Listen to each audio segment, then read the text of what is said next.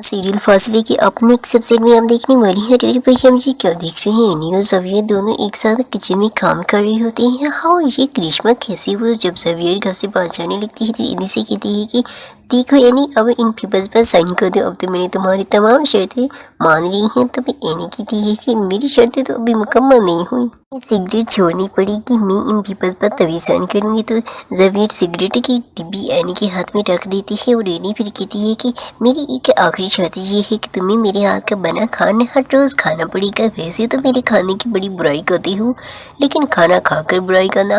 तब ज़वियर कहती है कि ये तो बड़ी अच्छी बात है, अब तो मैं जी भर कर तुम्हारे खाने की शिकायतें करूँगा।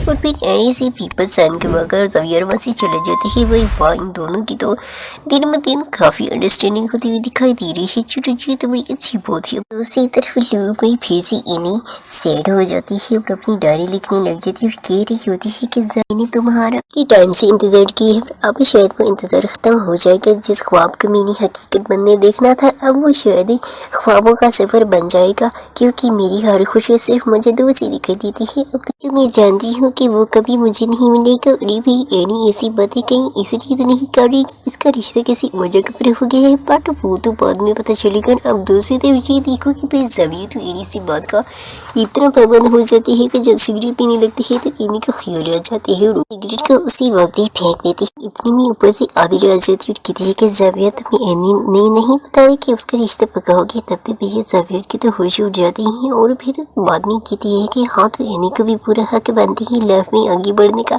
मुझे उसके लिए कोई प्रॉब्लम कैसी हो सकती है, मैं बड़ा खुश हूँ। तो भाई मतलब कि पहले तो ज़वियर ने सिगरेट पीनी बंद कर दी थी और फिर उससे स्मोकिंग करनी शुरू कर दी थी। अब दूसरी थी फेरी जब ज़वियर को ऑफिस में खाना देने जाती है तो ज़वियर कहती है कि मैंने सुना है तुम्हारी शादी हो रही है। तो एनी कहती है कि तुम्हें उससे क्या शादी करूं या जो मर्जी करूं। ज़वियर फिर कहती है कि वैसे अब तो तुम ना अमीर हो जाओगी, पैसे वाले बंदे से शादी करने जा रही हो। तो एनी फिर कहती है कि बहुत भड़क जाती है और कहती है कि तुम्हें वाकई ये लगती है कि शादी मुझे रुतबे या फिर पैसों के लिए की जाती है। ज़वियर कहती है कि तो फिर क्या मोहब्बत के लिए की जाती है। एनी फिर कहती है कि तुम्हारी ख्याल तो शादी को लेकर काफ़ी घटिया है। ज़वियर कहती है कि क्या हुआ एनी, मैं तो मजाक कर रहा था और वैसे तुम लालची बहुत हो।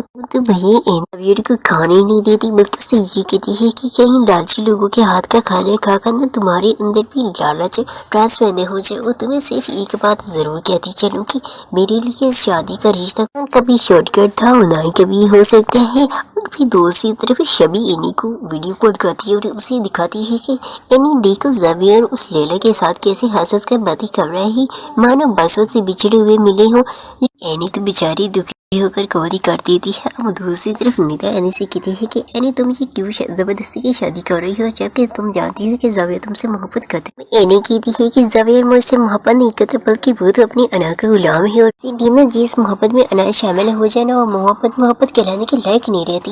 निदा फिर कहती है कि लेकिन फिर भी एनी तुम अपने साथ बहुत गलत कर रही हो, चाहे रिश्तों को निभाना बहुत मुश्किल हो जाते हैं। एनी फिर एनी के देख के निदा तुमने देखा है ना ज़वियर तो मुझसे सीधे मुँह बात तक भी नहीं था, शादी का मुझसे खाक करेगा। और फिर दूसरी साइड पर ज़वियर और लैला दोनों बातें कर रही होते हैं तो बस एनी आती है और ज़वियर कहते हैं कि लैला ये एनी है हमारे ऑफिस में खाने सर्व करती है। लैला कहती है कि ज़वियर क्यों ना हमारी पार्टी के लिए एनी को खाने का ऑर्डर दे दिया जाए। ज़वियर कहते हैं कि नहीं लैला आप ना तुम ऐसा कुछ मत करना। और फिर एनी गुस्से में आ जाती है और कहती है कि लैला मुझे तुम्हारी ऑफर कबूल है। भाई अब तो मामला काफ़ी ज़्यादा सीरियस होता हुआ दिखाई दे रहा है। But you guys don't forget subscribe my YouTube channel drama के review my video, subscribe my channel and thanks for watching.